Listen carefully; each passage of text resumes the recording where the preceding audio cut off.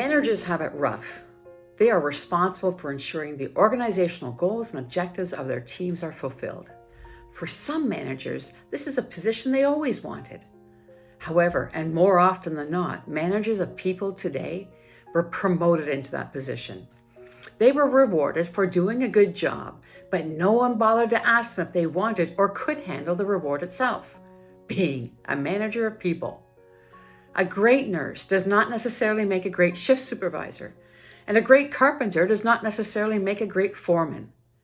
Added to this discomfort is a global pandemic forcing people in workplaces to act, move, and work differently than they're used to.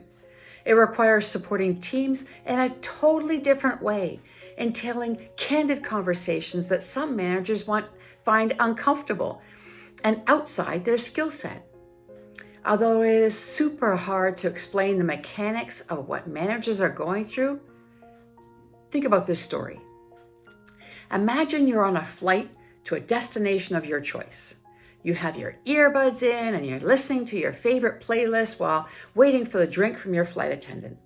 Everyone around you is equally chill. 1 hour in, this flight feels like countless flights you've taken before. Then turbulence hits. You brace yourself, waiting for it to subside, but it doesn't. Everyone is tossed and turned, seatbelts are being tightened, personal gadgets are being secured. The turbulence continues. Fear creeps onto your seatmate's expression. Panic grips seat handles. People are immobilized. Yet all eyes continue to focus on the cockpit door, hoping that the left seat knows what they're doing. More turbulence. While senior leadership is flying the aircraft or your company, in hopes of clearing the turbulence, you as a manager must take charge and provide a sense of security for your passengers. Given the high adrenaline levels and the escalating stress and strain, it's up to you to take responsibility, settle the troops, and keep them focused on the goal before it's too late. And how exactly do you do that? Chutzpah is a Yiddish term that roughly translates to audacity or having the nerve to. It means you act boldly, that you aren't afraid to swerve left when others are swerving right. As managers and business leaders, you're in a unique position to affect positive change with your team. Experiment. Change the way you engage and communicate with your people. Try new ideas. Create your own experiments to see what will work for you and your team.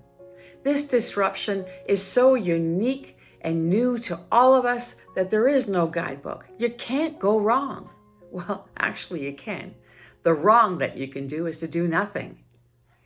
This is your time to take responsibility for supporting, connecting, collaborating, and energizing your workforce. Be empathetic and truly care about what your people are going through. You don't need to know all the answers to your team's concerns, but you do need to be a focused listener.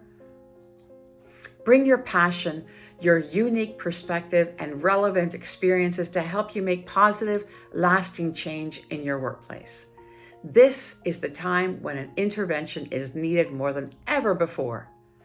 The pandemic has placed unprecedented strain on organizations and their people that, if not actively managed, is likely to lead to widespread employee burnout with resulting business decline. Leaders, managers, and anyone who has a focus on communication, culture, team building, or employee well-being should disregard the old handbook on the ways things were done around here. Be willing to dive off the deep end, even if that just means learning to be the one who stays calm and steps up to help others when things get turbulent. Add in a little chutzpah and you might just travel a long way.